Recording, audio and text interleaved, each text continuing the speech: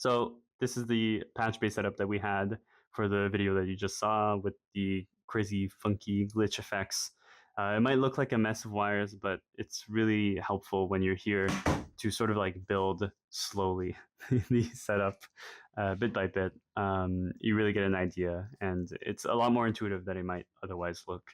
Right now, what we have here is we have the external camera that you're seeing right now plugged into the mixer.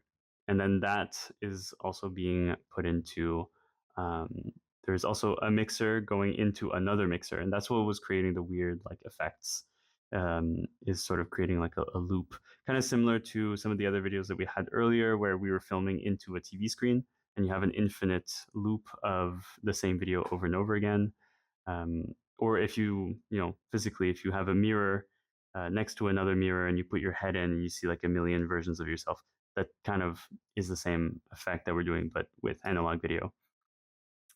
So this is sort of what it looks like when you do something maybe a bit more complex, a bit more interesting with all four possible sources. Um, we are also using, as opposed to the patchbay intro, we're using a VHS.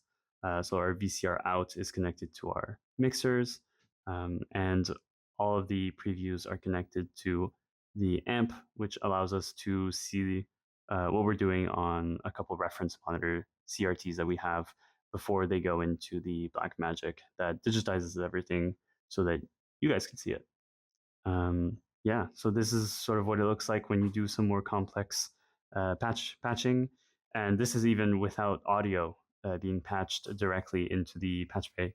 So you can see how in the audio rack down here, it would get even more complicated and a bit more messy with wires. But really, I mean, the wires are more intimidating than they might otherwise be. And you get some really fun effects just by plugging and playing and trying things out.